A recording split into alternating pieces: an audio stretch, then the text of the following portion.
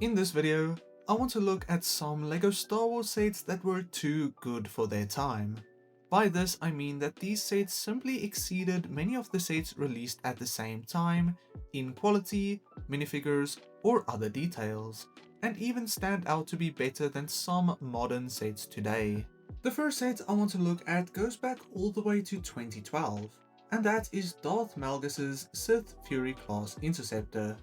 So by 2012, LEGO was generally advancing quite a bit, with some really good LEGO Star Wars sets releasing this year. But to me, this one always stands out as one of the best sets of the year, and even one of the best sets of the decade, as it is just so well designed and just so iconic in the LEGO community, despite being from a rather small part of the Star Wars universe. To many, the standout thing in this set is actually one of the minifigures, being Darth Malgus. This minifigure instantly stands out as a really good and highly detailed one released this year, which still holds up today and is comparable to some newer minifigures in quality. We saw a brand new and unique armor piece here that looks better than some new molds we see today. And all this adds to the fact that this minifigure is worth well over $200 today, which is rather insane. Jumping back quite a few years, I of course have to look at the 2007 MTT, which is widely considered as one of the best LEGO Star Wars sets ever released. This one instantly comes to mind when looking at the brand new MTT2, as we just realized that back in the day, LEGO was doing so much more in terms of shape and size with these kinds of vehicles, and the two later versions of this one just doesn't compete with the older set. Although I must say I really like the new MTT regardless of the smaller size. The 2007 set has a really clean and sleek build, using a ton of rather simple pieces it seems. But the simplicity of this design just adds so much to that clean or smooth look, which fits this vehicle so well.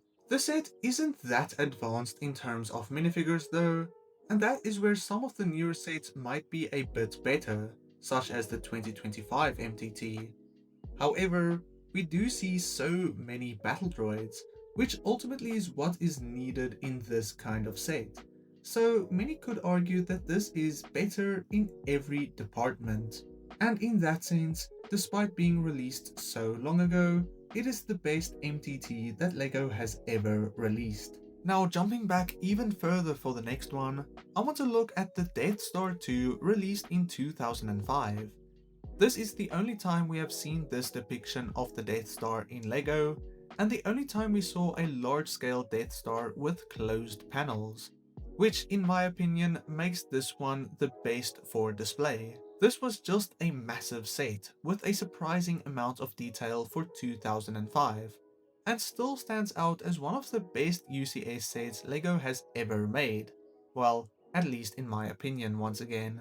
A year later, LEGO released a new Boba Fett's Slave 1, and although this definitely isn't the best Slave 1 ever released, for 2006 it was quite phenomenal. For around 500 pieces and only $50, you get a really good design for the ship, and that price is especially what I want to be focusing on for the set. $50 in 2006 equates to around $80 today, and looking at the set, it feels completely fair, considering that several of the pieces are rather large and the ship is much larger in scale compared to the newer Slave 1 that costs $70. But more specifically, I want to compare this to the 2010 Slave 1. 4 years later we got what I think is a worse design for this one for $80. But take note, this is almost the exact same thing, just for so much more expensive, as the $50 in value in 2006 would equate to around $55 in 2010, so the price jump is very evident. In that sense, I think for what you get in 2006, that price was simply so good, and the set overall just looks very good for its time. So I reckon it is worth appearing in this video. For the next few sets, I want to look at some of the more iconic LEGO Star Wars playsets.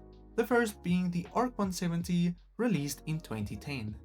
As we know, we have a new ARC 170 that released earlier this year, but a lot of people argue that this earlier version is simply so much better. And in terms of scale and even some details, this might generally be a set that stands out as one of the best sets of the year. With less than 400 pieces, we got a large and surprisingly stable build for this iconic ship, and a fairly good minifigure selection too, including Kit Fisto, all for $60, which today is around $88, so might be a bit much for what you get, but it just feels like a more packed set compared to the 2025 one, which costs $70. In that sense, I think as the older version is just clearly better in many ways than the new one, it shows that this older one might just be so good for its time. Real quick before moving on, if you enjoy any of my videos, I would really appreciate it if you subscribed, as it supports this channel so much. A similar case can be made for the Republic gunship, released in 2013. Now, by 2013 LEGO was quite advanced, and good high quality sets were slowly becoming the norm, as this is generally considered the start of the golden era of LEGO Star Wars sets. But comparing this 2013 model to, let's say, the 2023 design for the Coruscant Guard gunship, it is just clear which is better. In 2013 we got a much bigger and what many consider to be a better build, and overall just a more sought after design, with some iconic characters from Attack of the Clones, while the new one had a smaller, less desirable set overall. This 2013 set is often considered to be one of the best LEGO Star Wars playsets as well, with one of the highest ratings for LEGO Star Wars sets on Brickset, higher than most modern LEGO Star Wars sets ever get, which definitely says something. Now the final set I want to look at is the General Grievous buildable character from 2008, notable as one of the first buildable characters under the UCS line that LEGO has ever released.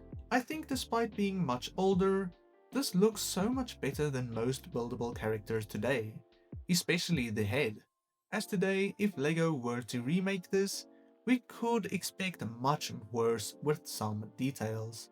This looks like a clean statue build and is generally a really good set that holds up today, and seeing this quality for 2008 is really so cool. But that said, what do you think are some LEGO Star Wars sets that were simply way too good for their time?